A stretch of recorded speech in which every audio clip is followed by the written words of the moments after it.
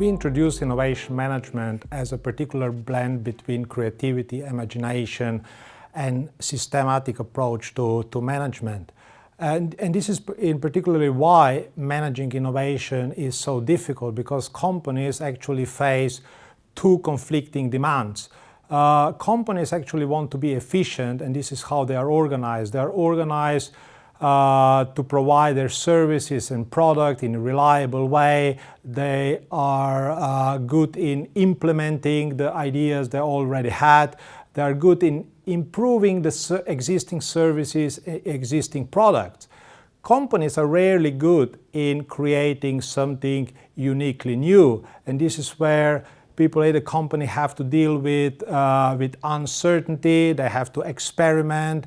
They have to take risks. They have to discover new things, and there is this fundamental trade-off between being efficient and being innovative, and this is why the innovation management is such a difficult managerial activity. In companies that excel in innovation, we will usually see four elements. The first one is organizational creativity. The second one is intensive collaboration. The third one, we will see the right roles for different individuals within the organization. And we will also see the fourth one, and that's so-called creative climate. Very often, companies have to design organization accordingly.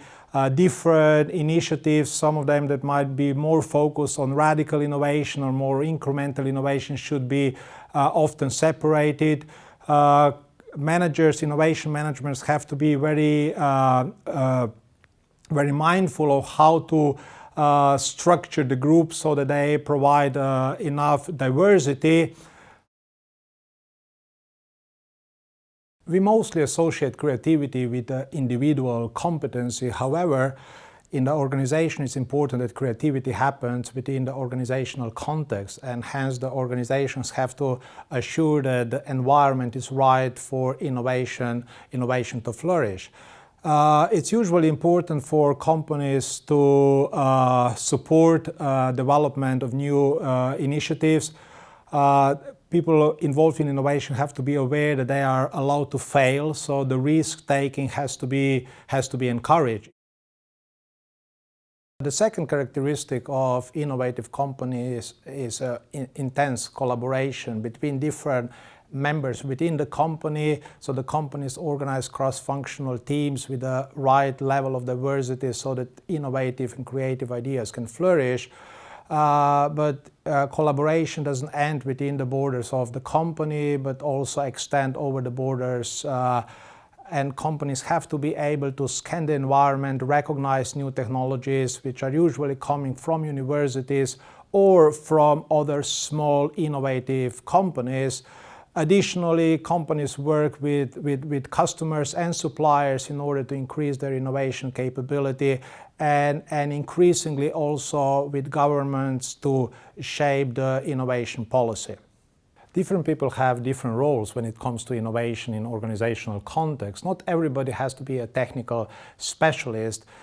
Those individuals or small groups that are involved in technical inventions are usually called innovators. They would go and develop new product or new technologies, but they would be accompanied with other individuals. Other individuals can be project managers, those who try to provide a disciplined and systematic approach to innovation processes, look for the milestone, resources available, and work plans. An interesting new role are individuals who are scanning the external environment. They are looking for new technologies, new solutions at universities, what the small entrepreneurial companies are doing, and they also look at how new technologies perhaps develop in new industries, but technology that can be potentially acquired and brought in to support internal innovation processes. I mentioned before that knowledge sharing is extremely important for innovative company, and gatekeepers are individuals who are uniquely placed to enable this knowledge sharing between different groups and teams. Especially in big organizations, it's important where the knowledge coming from, who has a particular competence and these competencies can actually come together. This is even more important now when a lot of knowledge resides outside the company, and the gatekeepers can actually bring all this expertise together when needed. Innovation, again, is not just about technical expertise. In the organizational context, it's very important to sell a particular innovation, persuade other colleagues and other members and managers that a particular innovation has a potential. This is the role for so-called champions. They can sell the idea, they can describe the idea, and they can communicate idea to others, not necessarily to customers, but all to other members of the organization. And at the end, the important role is, of course, a sponsored, so that's somebody who has the authority to support the project, to support the initiative, protect the project, and provide enough resources and provide the link to the top management. The last element we will see in innovative organization is so-called creative climate. It means that organizations have to develop unique and organization-wide beliefs, values, and norms that support innovation. And this is what we see in many innovative companies. They argue that they are innovative, and that's something that matters, and that's something which is in their DNA. And I think that goes well beyond some simple managerial techniques and pretty much affects the very core of the innovative organization.